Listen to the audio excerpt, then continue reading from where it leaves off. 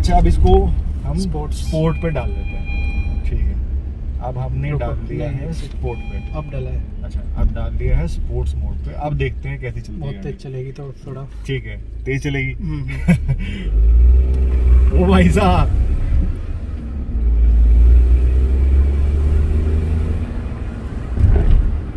भाई sport mode में तो ये गाड़ी एकदम भागती है, मस्त। राम राम सभी भाइयों को, आपका स्वागत है आपके अपने चैनल देसी ऑटो ज्ञानी पे। तो भाई आज हम एक और यूज़र रिव्यू लेके आए हैं। जो गाड़ी हम रिव्यू करने वाले हैं वो है टाटा नेक्सन। और जो ये वाला रिव्यू होगा ये प्राइमरीली फोकस करेगा कि जो AMT वाला गियर बॉक्स है, ये AMT वाला वर्जन है। और मेजरली इस रिव्यू में हमारा फोकस रहेगा कि जो AMT गियर बॉक्स है उसकी परफॉर्मेंस कैसी है, क्योंकि YouTube पे बहुत सारी नेक्सॉन की वीडियोस मिल जाएंगी और कई फोरम्स में आप लोग ये पढ़ेंगे या कई रिव्यूअर्स ने ये बोला है कि AMT की परफॉर्मेंस अच्छी नहीं है। तो वो मेजर फोकस रहेगा। उसके अलावा भी यूज़र से और भी कई सारी बातें करेंगे, इन डेप्थ रिव्यू होगा, तो वीडियो को एंड तक ज़रूर देखना। तो सबसे पहले जो गाड़ी के ओनर हैं मेरे फ्रेंड हैं, छोटा भाई कह सकते हैं, उनको इनवाइट कर लेते हैं। तो अंकित भाई, welcome to our channel. Thank you भैया, थैंक यू। तो अंकित भाई सबसे पहले ये बताओ कि जो ये नेक्सॉन गाड़ी आपने ली, इसके बारे में बता दो, मतलब कौन सा मॉडल है, कितने की पड़ी, कब ली थी? मेरा ये मॉडल है XM-AS और करीब 1 साल हो चुका है मुझे इसे लिए हुए, और 1 साल 2 महीने। और फिलहाल ये चली हुई है करीब 13,000 होने वाली है, 12,815। और ये कितने की पड़ी थी अपने को? ये मेरे को पड़ी है 11 से थोड़ी कम की। 11 से थोड़ी कम की। अच्छा, क्योंकि मैंने चीजें ले ली थी, जैसे इंजन वारंटी हो गया एक आगे बढ़ने की, और P2P हो गया आपका, और एक स्क्रीन ये P2P बड़ी इंटरेस्टिंग चीज है, ये बताएंगे आपको। और मतलब टाटा की गाड़ियों के साथ तो डेफिनेटली P2P मतलब ले लेनी चाहिए। गोल्ड AMC आता है, एक P2P आता है, तो इनसे नेक्स्ट वीडियोस में उसका कंफर्म जो भी होगा वो सब कुछ आगे जो मतलब P2P की तो डिटेल्स हम अभी बता देंगे, लेकिन गोल्ड AMC है वो एक फॉलो वीडियो बना देंगे, उसमें हम डिस्कस करेंगे इन डिटेल में। ठीक है, तो ये अपने को 11 से थोड़ी कम की पड़ी थी। और अच्छा, इसमें क्या क्या फीचर्स आती हैं, एक मोटा मोटा, वैसे तो फीचर्स आप गूगल करोगे दिख जाएंगे, बट जल्दी से अगर बताना हो व्यूअर्स को कि क्या क्या फीचर्स आती हैं। मतलब आज के टाइम पे जितने फीचर्स एक कार में मिल रहे हैं, लगभग सारे हैं इसमें। अच्छा, जैसे मतलब पावर विंडोज हैं, ठीक है, और AMT गियर बॉक्स है, ऑटोमेटिक है। क्रूज कंट्रोल आता है इसमें? क्रूज आता है, लेकिन इससे अपर वाले मॉडल में, इससे इस वाले मॉडल में नहीं है। इस वाले में नहीं है। अच्छा, इसमें और क्या आते हैं फीचर्स, जो कंफर्ट वाले फीचर्स होते हैं? एक सनरूफ है। सनरूफ भी अच्छा है, अगर मतलब हेल्दी से हम 2 बंदे, तो इतने 2 बंदे निकल जाते हैं। सिंगल के लिए तो बहुत अच्छा है, आप 2 बंदे भी निकल सकते हो। अगर मतलब इतना बड़ा नहीं है, जैसे सेल्टोस का आता है उतना ही है, तो निकल सकते हैं बाहर अगर निकलना चाहे, फोटो वोटो खिंचवाने के लिए। तो सनरूफ आ जाता है इसमें, ऑटो हेडलैम्प्स आते हैं इसमें, रेन सेंसिंग वाइपर्स आते हैं इसमें। म्यूजिक सिस्टम नहीं आता एंड्रॉइड ऑटो वाला, तो भाई ने वो अलग से लगवाया। हरमन का आता है, वो पड़ा हुआ है घर पे। अगर आपको मतलब इतना वो नहीं है, तो हरमन का वैसे ही बहुत बेस्ट होता है। अच्छा, बेस्ट क्वालिटी में। अच्छा, उसमें डिस्प्ले होता है? हाँ, सिंपल छोटा सा, इतना बड़ा नहीं है, तो मैंने डिस्प्ले बाहर से लगवाई है। अच्छा, मैं आपको दिखा देता हूँ एक बार। ये मेरा फॉक्सफायर का है। और अच्छा, ये कंपनी से ही लगवा लिया था? ये मैंने कंपनी से यहीं से तो टोटल कॉस्ट क्या आई थी इसको लगवाने की? ये इन्होंने 23,000 लिए थे। बाहर से लगवाओगे थोड़ा सस्ता पड़ेगा, लेकिन वही है, फिर कंपनी से लगवा लिया क्योंकि थोड़ा ठीक रहता है। अगर आगे तो इसके साथ इंटीग्रेटेड कैमरा भी, रिवर्स कैमरा भी, वो भी काफी क्वालिटी अच्छी है। आप खुद टच वगैरह देख लो। एक बार रिवर्स कैमरा एक बार दिखा देंगे यार व्यूअर्स को, कैसी है इसकी क्वालिटी। तो ये कितने का पड़ा था? 23,000? 23 का। 23। तो देख लो भाई, इसमें क्या कहते हैं, जो ये जो लाइंस हैं, ये गर्ड लाइंस हैं, ये मूवेबल है ना, मतलब जैसे हैंडल मोड़ते हैं तो चलाऊंगा थोड़ा सा, तो अपने आप मूवेबल रहेंगी। ठीक है, तो क्लैरिटी यार काफी अच्छी है, मतलब मैं बोलूंगा सेल्टोस वाला जो कैमरा है, मतलब उससे बेटर है, मैं ये बोलूंगा। ठीक है, तो अब सबसे पहले बात कर लेते हैं कि जो इसका गियर बॉक्स है, उसकी लोग बोलते हैं, हम चला के भी देखेंगे एक बार, मैं भी चला के देखूंगा, जैसे फोरम्स में भी बोला जाता है या लोग बोलते हैं कि है ना, एक तो हेड नॉड आता है, मतलब जैसे ही आप गियर शिफ्ट आपको महसूस होती है, इतना स्मूथ शिफ्ट नहीं लगती, पता चलता है कि गियर कब शिफ्ट हो रहा है, या इतना रिस्पॉन्सिव नहीं है गियर बॉक्स? नहीं, मुझे कभी ऐसा फील हुआ नहीं, लेकिन हाँ पता चलता है थोड़ा बहुत है, वो तो अगर आप नॉर्मल गियर भी लगाओगे उसमें पता चलता ही है। ठीक है। तो ऐसा तो है नहीं कि अगर आपने ऑटोमेटिक नहीं है और मैनुअल ले रखा है तो हाँ। उसमें भी गियर में आपको पता चलता ही पता है, चलता शिफ्ट है, कर दो। हाँ। उसी के बराबर है, कोई वो नहीं है। ऐसा कुछ मेजर नहीं है। आपको जो मतलब फर्स्ट से सेकंड में जाएगा तो उसमें थोड़ा बहुत लग सकता है, उसके हाँ। बाद तो थोड़ी स्पीड में कार है तो पता भी नहीं चलता, अपने पता आप नहीं ही चलता। खिंचती जाती है। तो मतलब फर्स्ट से सेकंड गियर पे तब इसमें भी जाते जैसे ये अगर आप इको मोड पे चलाते हो तो थोड़ा सा पता चलेगा, अच्छा, थोड़ा सिटी मोड पे चलाते हो तो हल्का, थोड़ा स्पोर्ट्स, कम हो जाएगा। हाँ, स्पोर्ट्स में तो बिल्कुल ही ये मान लो कि पता ही नहीं चलेगा, स्पोर्ट्स में तो फिर बहुत अच्छा। ही तेज जाती है कार। और जैसे गियर बॉक्स से रिलेटेड ही क्वेश्चन है कि जैसे हाईवे पे जब हम चला रहे होते हैं तो कई बार आपको जल्दी से ओवरटेक करना पड़ता है, तो उस टाइम पे क्या मतलब गियर बॉक्स संभाल लेता है, उठ जाती है आराम गाड़ी? से, कोई इशू नहीं है। और मैं तो ज्यादातर इसे फिर भी उसमें इको मोड पे चलाता हूं तो मुझे उसमें इशू नहीं होता, तो जो सिटी और स्पोर्ट्स मोड में चलाएंगे उनके लिए तो कोई दिक्कत ही नहीं है। तो मैं तो ज्यादातर इको मोड पे चलाता हूँ, मेरे को जब भी कोई इशू नहीं आता। ठीक है, तो कहने का मतलब यूजर ये बोल रहे हैं कि हालांकि वो तो इको मोड पे चलाते हैं, स्पोर्ट्स मोड पे तो चलाते भी नहीं है, तो हाईवे पे चाहे वो ओवरटेक करना हो या आउटराइट परफॉर्मेंस की बात हो कि भाई गियर जल्दी जल्दी शिफ्ट हो रहे हैं, तो उसमें कोई प्रॉब्लम इनको फेस नहीं करनी पड़ी है। और जो ये गियर बॉक्स है ये मस्त काम कर रहा है, कोई दिक्कत नहीं है परफॉर्मेंस कोई में। दिक्कत नहीं, सही, परफेक्ट। परफेक्ट है।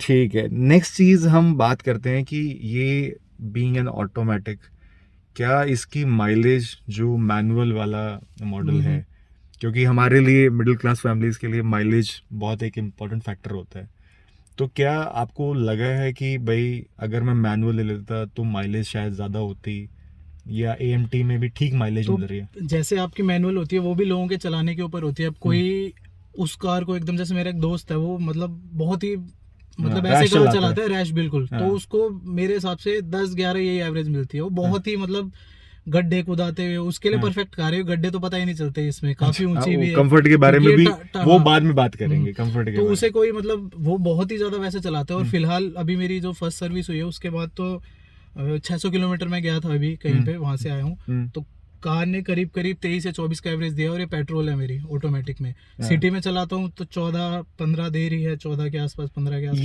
ये मीटर के अकॉर्डिंग है, लेकिन एमआईडी के अकॉर्डिंग है। और हमें पता है नेक्सॉन का मीटर थोड़ा ओवर एंथुजियास्टिक है, थोड़ा एरर है उसमें, 10% या 15% का आप मान के चल लो। तो अगर जैसे भाई बोल रहा है कि 14 दिखा रही है मीटर पे, नहीं तो 14 तो मतलब 14 तो मुझे याद भी लास्ट कब दिखाया था। मैं फिलहाल जब से सर्विस करवा के लाया हूँ, तो मेनली बात ये कि मेरा ट्रिप आस पास का नहीं होता। मैं जब भी निकलता हूँ तो आपको पता ही है, मैं मतलब चलो एक मोटी मोटी मान के मरी से मरी पकड़ भी ले, एवरेज 16 के आसपास दिखाती है, 15.5, 16 कुछ वो दिखाती है इसमें मीटर में। सिटी में, सिटी में विदेशी 14 के आसपास, हाँ विदेशी 13, 14, 14, 15, 14 यही। ठीक है, तो सिटी में विदेशी, और जैसे कितने बंदे बैठे होते हैं यूजुअली? 2-3 तो होते हैं, 3-4 होते ही हैं, 3-4 मतलब फुली लोडेड होती है गाड़ी। तो सिटी में आप ये मान के चलो कि 14 दिखाते हैं मीटर पे, तो मरे से मरी 12 तो दे रही है आराम से। ठीक है, उससे कम नहीं दे रही। और जैसे भाई ने बोला कि माइलेज काफी कुछ इस चीज पे भी डिपेंड करती है कि आप चला कैसे रहे हो। तो अगर आप रफ चलाओगे तो चाहे वो मैनुअल हो, चाहे वो एएमटी हो, चाहे वो डीएसजी, डीसीटी, कुछ भी, कोई भी ट्रांसमिशन हो, आपको माइलेज बेकार ही मिलेगी। तो ड्राइवर पे काफी कुछ डिपेंड करता है। बट अगर आप नॉर्मल चला रहे हो, इको मोड पे चला रहे हो, या इवन सिटी मोड पे भी चला रहे हो, तो 12-13 मरे से मरे आपको मिल जाएगी, फुली लोडेड विदेशी। 12-13 जब बता रहा हूँ, जब आप जाम में हो, हाँ, जब आप सिटी में जाम में चला रहे हो, जाम में चला रहे हो, दिल्ली जैसी सिटी में चला रहे हो, 12-13। अच्छा, जो बेस्ट माइलेज मिली है आपको, बेस्ट, हाँ, वो बताओ मुझे। अगर मैंने उस टाइम ट्रिप, अभी जो लास्ट गया था मैं, तो उसमें ट्रिप नहीं डाली थी, तो करीब मतलब ट्रिप मैंने उसमें करी नहीं है, और ट्रिप रीसेट नहीं की थी, तो कहने का मतलब ये है। तो ये मान लो 12,700 किलोमीटर कुछ हुई है, तो उसमें जो उसने शो करी थी वो इसमें दिखाई थी 17.6। अच्छा, तो अगर मैं ट्रिप करता तो इतना तो पता है 600 किलोमीटर में वो तो एवरेज उस हिसाब से हो, तो वो काफी मेरे हिसाब से 22-23 के आसपास का एवरेज दिया है, बहुत आराम से दिया है। ओके। तो मतलब जो बेस्ट माइलेज है, मतलब हाईवे पे हो आप, क्रूजिंग स्पीड्स 80-90? नहीं, मैं बहुत तेजी लेके गया हूँ इस बार, मैं काफी जल्दीबाजी में था। अच्छा, तो 105, 100, 105, 100, अच्छा, 100-105 भी मतलब इस बार थोड़ी सी तेज चलाई है, रफ नहीं, तेज चलाई है। रफ का मतलब ये होता है कि आप बार बार एक्सेलरेट डिसलरेट कर रहे हो, बहुत सडन कर रहे हो, नहीं वैसा नहीं। एक मतलब आप स्लोली उठा रहे हो गाड़ी, एक स्पीड पे पहुंच गई 100-105, उसको मेंटेन कर रहे हो, तो उसमें इनको अच्छी 22 से 23 की माइलेज मिली है। मतलब घटा भी देते हैं तो 20 तो मिली है, 20 तो मिली है आराम से डेफिनेटली मिली है, विद इतना पक्का एसी। है। ठीक है। अच्छा, तो ये अपनी जो गाड़ी थी, क्या ये अपनी फर्स्ट गाड़ी थी या इससे पहले शेवर्ले की वो थी मेरे पास, शेवर्ले स्पार्क, शेवरले स्पार्क थी? मतलब मैनुअल थी, वो अच्छा, थोड़ी छोटी तो वो पहली गाड़ी अच्छा, थी। तो जब ये वाली गाड़ी लेने का मन बनाया, या मतलब नई गाड़ी लेने का मन इससे बनाया? पहले मैंने सोनेट बुक करवा रखी थी। अच्छा ठीक है, तो कौन कौन सी गाड़ी आपने देखी और उनको क्यों रिजेक्ट किया फाइनली, ये मैंने क्यों इस ली? रेंज की जितनी भी हैं, मतलब 10-11 लाख में जो भी आती है आपकी, अच्छा, बजट फिक्स था? कॉम्पैक्ट एसयूवी में, हाँ। बजट तो यार क्या कहते हैं, बहुत लोग ये पूछते हैं कि गाड़ी डिसाइड करने में हमें काफी दिक्कत हो रही है, तो सबसे पहले अपना बजट फिक्स कर लो। अगर आपका बजट फिक्स हो गया है कि हम मुझे 11 की लेनी है, उससे ऊपर जाना ही नहीं है, तो आप फिर एक चॉइस कर पाओगे इजीली। अगर बजट फिक्स नहीं है तो फिर आप कंफ्यूज ही हो जाओगे, क्योंकि इतने सारे ऑप्शंस हैं। तो अपना बजट था कि 11 से नीचे नीचे की लेनी है अपने मैंने को। जैसे सोनेट जब यहाँ पर आई थी इंडिया में, उससे पहले उसका मतलब प्राइसेस वो नहीं हुए थे, मॉडल्स आ गए थे, तो मैंने सोनेट बुक करवा दी थी 25,000 रुपये अमाउंट मोती नगर में। तो जब उसके रेट आए तो जितने फंक्शन नेक्सॉन दे रही है 10 लाख में मान लो, तो सोनेट में आपको 12 से ऊपर में ही मिलेंगे। अच्छा, 12 से ऊपर ये मान लो। ठीक है, तो इसलिए फिर मैंने वो कैंसिल करवा के फिर लास्ट में सोनेट ही ली है। तो नेक्सॉन ली, सोनेट कैंसिल करवा दी, नेक्सॉन ले ली। और एक चीज और है, जैसे पहले मेरे माइंड में यही था कि जो इसका जो बैक लुक है वो शुरू में फर्स्ट लुक में बंदों को पसंद नहीं आता। जो मैंने 50% बंदे देखे हैं जो लेना चाहते हैं और बाद में यही चीज बोलते हैं पीछे वाली लुक देख के छोड़ देते हैं। लेकिन एक दो बार आपको लगेगा, उसके बाद आपको इसका बैक लुक बहुत पसंद आएगा, ये मतलब गारंटी दे रहा हूँ मैं आपको। आपके ऊपर ग्रो कर जाता है धीरे शुरू में धीरे। ही लगता है कि मुझे भी अच्छा नहीं लगता था, मैं एक यही रीजन था नेक्सॉन नहीं ले रहा था। लेकिन फिर पता नहीं कैसे मैंने एक बार यही कलर, अभी आगे देखेंगे, यही देखा था मैंने रोड पे चलते हुए, तो इसका जो वो है तो मेरे को काफी अच्छा लगा, तो मैंने इसीलिए लास्ट में यही बुक करवाई। गाड़ी का आर्मी वाला कलर है, फौजी, एकदम मस्त लगती है गाड़ी। अच्छा ठीक है, तो सोनेट देखा, अरे ऑलिव ग्रीन, फॉलेज ग्रीन कहते हैं, अच्छा, ऑलिव फॉलेज ग्रीन बोल ग्रीन, लो, चलो। फॉलेज ग्रीन अंग्रेजों की, वैसे देसी ऑलिव ग्रीन में मान लो, फौजी चलो। कलर है। ठीक है, तो हाँ, कहाँ पे थे हम? सोनेट। हाँ, सोनेट। या अच्छा, सोनेट के अलावा फिर और कौन सी गाड़ी देखी थी? ब्रेजा देखी थी, लेकिन दिक्कत ये है कि एक बार आप सोनेट देखोगे तो उसका इंटीरियर बहुत ही अच्छा है, जबरदस्त है। ठीक है। उसके बाद ये देखोगे, इसका भी बहुत अच्छा है। आपको फील होता है मतलब किसी बढ़िया गाड़ी में बैठे। फिलहाल इसमें तो बैठ के मुझे ऐसा लगता है मैं टैंक चला रहा हूँ। मुझे सच में काफी ऊंचा है और यही फील होता है टैंक चला रहा हूँ। इसका भी आप इंटीरियर देख लो, जैसे देखोगे तो काफी अच्छा लगेगा। इनके मुकाबले अगर आप जैसे जाते हो ब्रेजा पे, तो उनका इंटीरियर इस हिसाब का नहीं है। हाँ, आपको काफी सिंपल सा और नॉर्मल जैसा है, ज्यादा वैसा फील नहीं होगा। तो इनका इंटीरियर वगैरह बहुत, और उनसे बहुत ही ज्यादा मजबूत गाड़ी है। ठीक है, तो सोनेट हमने इसलिए रिजेक्ट की क्योंकि जिस प्राइस पॉइंट पे फीचर्स जो मिल रहे थे वो महंगा था, बजट से बाहर जा रही थी। और दूसरा क्या कहते हैं, हमने ब्रेजा इसलिए की क्योंकि इंटीरियर्स आउटडेटेड हैं उसके। और कोई गाड़ी XUV 300 देखने वाला था, लेकिन वो भी फिर भाई वगैरह ने मना कर दी थी, बोला रहने दे। यही फिर ये 3-4 यही मतलब जच गई। इससे मतलब इससे पहले मैं एक अल्ट्रोज लगभग बुक ही करवाने वाले थे। लेकिन फिर वही है, भाई ने बोला जब शायद 8 लाख का उसका टॉप मॉडल है, भाई ने बोला जब वही ले सकते हैं तो 2-2.5 लाख मिला के नेक्सॉन ही ले लेते हैं। फिर नेक्सॉन ही ले ली। तो जो सबसे पहले अगर कंफर्ट की बात करें तो कंफर्ट कैसा है मतलब गाड़ी का?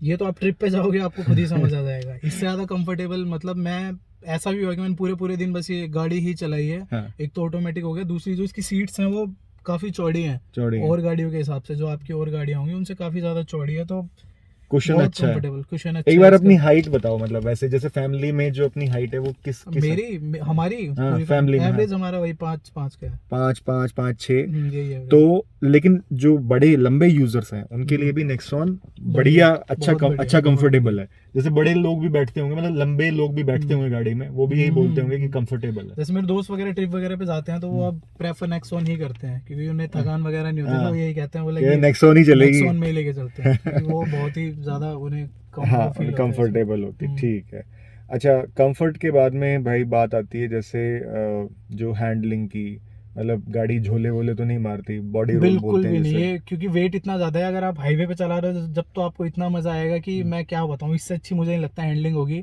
हाईवे पे तो बहुत ही मतलब प्यारी हैंडलिंग इसकी। और जैसे कट वट मारते हैं तो शार्प है, मतलब आपको पता है रहता है कि कहाँ पे जा रही है गाड़ी। ऐसा नहीं लगता कि वेग है। जो जो स्टीयरिंग है इसका वो हाई स्पीड्स पे थोड़ा हार्ड हो जाता है। मैंने लास्ट चलाई है ये 156 चलाई है, 156 स्पीड चलाई है स्पीड मैक्सिमम। चलाई हुई है मैक्सिमम। तो मुझे ऐसा फील नहीं हुआ, बढ़िया, बहुत इजीली आराम से चली है, कोई इशू नहीं मतलब हुआ। कहीं पे भी ये नहीं लगा कि आउट ऑफ नहीं, कंट्रोल जा नहीं, रही आउट है। ऑफ कंट्रोल कहीं फील नहीं हुआ। ठीक है।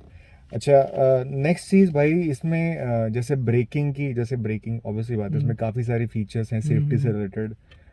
जो डिस्क वाइप है और ईबीडी है, आपका ईएसपी है, इलेक्ट्रॉनिक स्टेबिलिटी प्रोग्राम। तो कैसी है ब्रेकिंग? जैसे अगर दूसरी गाड़ियाँ में आप दोस्तों की चलाते रहते होगे तो उसके हिसाब से मतलब ब्रेकिंग अगर आप कंपैरिजन करो तो कैसी है? नहीं, उनके बराबर ही है, कोई ब्रेकिंग में कोई इशू नहीं है, बढ़िया है। मुझे समझ नहीं आता क्यों लोग कहते हैं कि जैसे एक तो इसके ये बोलते हैं कि ब्लैक मारती है, अगर मतलब वो चलो उसकी तो बातचीत हो चुकी है, तो ब्रेकिंग में कोई इशू है नहीं, ब्रेकिंग में बढ़िया कोई इशू नहीं है। बस वही चीज़ है, वो एक बार जैसे अभी मैं डिस्कस कर रहा था आपसे कि जैसे आपने जैसे 2-3 दिन कार नहीं चलाई और आप चला रहे हो तो शुरू के 1 या 2 मिनट मतलब थोड़ी टाइट लगती है, मतलब ब्रेक तो लगेगी लेकिन अचानक से अब वो चलो आया एकदम से पकड़ लेगी। हाँ, अचानक से ब्रेक लग जाएगी, तो 1 या 2 बार होगा झटका सा ऐसा फील होता है, मतलब 1 से 2 मिनट तक, उसके बाद नॉर्मल हो जाती है। बेसिकली क्या है, जो ब्रेक पैडल का जो ट्रैवल है वो थोड़ा सा लॉन्ग है, उसको एडजस्ट करने में थोड़ा टाइम लगता है। ये कह सकते हैं। आप 1-2 बार ही चलाओगे तो आपको आदत हो जाएगी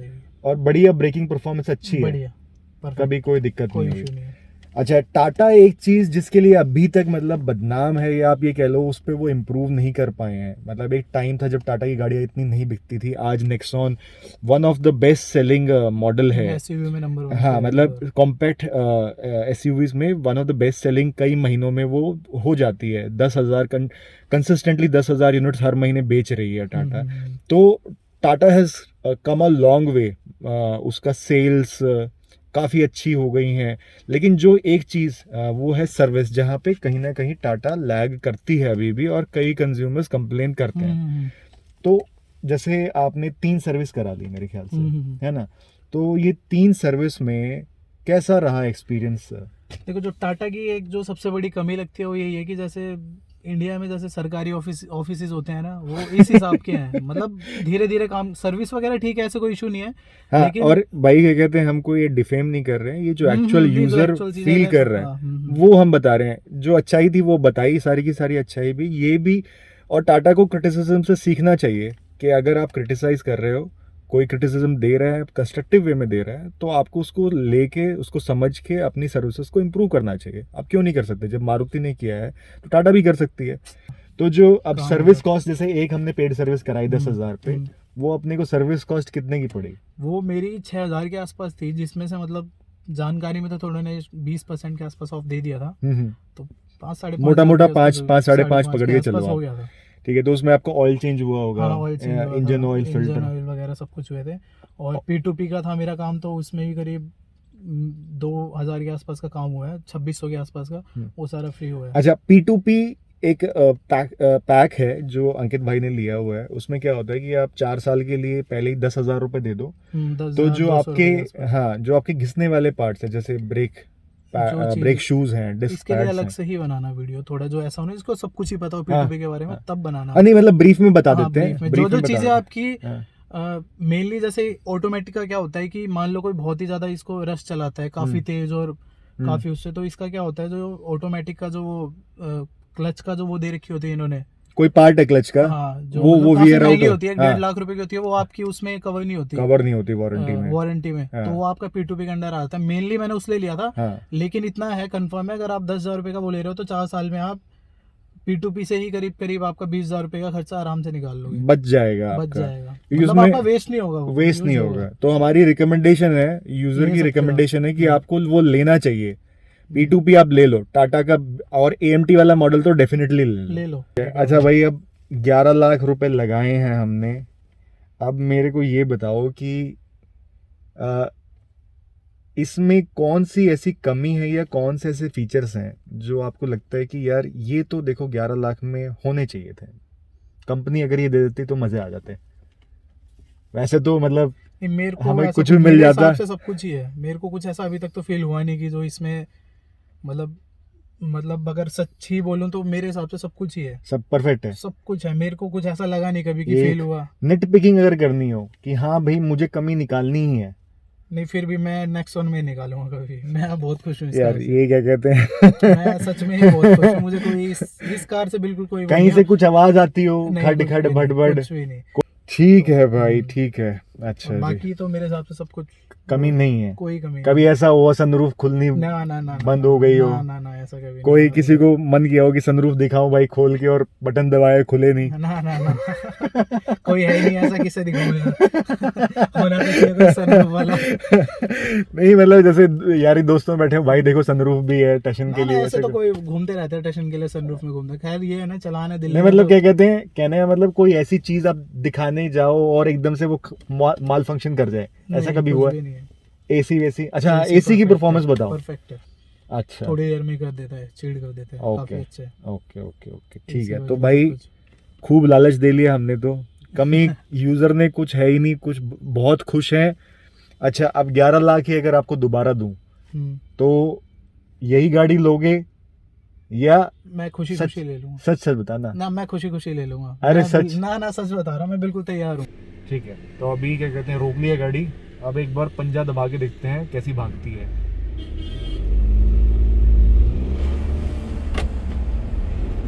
हाँ, तो अभी क्या कहते हैं, हम कौन से मोड में? इको मोड पे हैं। ये नहीं, ये सिटी मोड है। सिटी मोड है। तो जैसे अंकित भाई ने बोला था कि जब फर्स्ट से सेकंड गियर पे गई तो डेफिनेटली फील हुआ कि हाँ गाड़ी ने गियर लिया है। ये साइकिल अब चेंज हुआ, पता नहीं चला होगा। अब जब एक बार स्पीड पकड़ ली तो अब फील नहीं हो रहा कि हाँ भाई चल रही है या हेड नॉड है गाड़ी में एकदम से आगे ऐसे लपक रही है, वैसा कुछ नहीं। पर फिर से रोक के फिर से चला के देखते हैं, जी।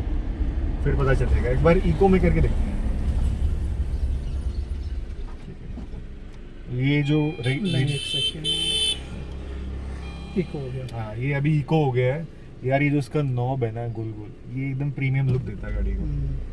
अच्छा ये पंजा दबाया, हाँ इसमें थोड़ा और ज़्यादा प्रोनाउंस्ड था। इसमें सेकंड टू थर्ड भी प्रोनाउंस्ड था कि आपको पता चला कि हाँ गियर लिया है गाड़ी ने, क्लच ली है। अब लीवर और असर। लेकिन हाँ अब स्पीड के आने के बाद में हल्का सा थर्ड टू फोर्थ भी मेरे को ट्रांजिशन पता चला, लेकिन अगर कोई न्यू ड्राइवर है उसको नहीं पता चलेगा। तो अच्छा अब इसको हम स्पोर्ट पे डाल देते हैं। ठीक है, अब हमने डाल दिया है स्पोर्ट पे। अब डाला है। अच्छा अब डाल दिया है स्पोर्ट्स मोड पे। अब देखते हैं कैसी चलती बहुत है। तेज चलेगी तो थोड़ा। ठीक है, तेज चलेगी। ओ भाई साहब,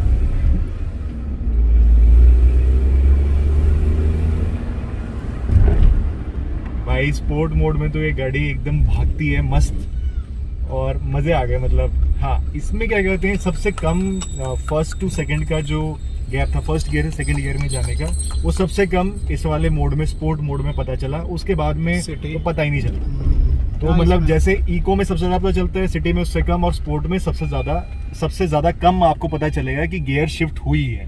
ठीक है, फर्स्ट टू सेकंड। एक बार स्पीड पकड़ने के बाद में तो आप चाहे किसी भी मोड में हो, गाड़ी में ज्यादा आपको रियलाइजेशन नहीं होगा। तो आप डेफिनेटली AMT के लिए जा सकते हैं। और अगर आप एक ऐसे सुलझे हुए ड्राइवर हैं जो पॉइंट A टू B जिसने कम्यूट करना है, कभी कभी थोड़ी बहुत भगानी है गाड़ी, रैश नहीं, किसी भी एंगल से थोड़ी बहुत भगानी है गाड़ी, और आपको आपका जो मेन क्राइटेरिया है वो सेफ्टी है और कंफर्ट भी आपको चाहिए, और आपका बजट 11 लाख के अंदर अंदर है, आपको एक ऑटोमेटिक गाड़ी चाहिए, तो नेक्सॉन के लिए, नेक्सॉन AMT XMAS वाले मॉडल के लिए सनरूफ भी मिल जाएगी आपको। बहुत ही बढ़िया ऑप्शन है। थम्स अप है, बिग थम्स अप है यूज़र की तरफ से, और माइलेज वाइज भी अच्छा है। और टाटा की जो सर्विस है वो हिट या मिस हम कह सकते हैं। कुछ सर्विस सेंटर पे आपको बढ़िया मिलेगी, कुछ पे आपको हो सकता है थोड़ी बहुत प्रॉब्लम फेस करनी पड़े।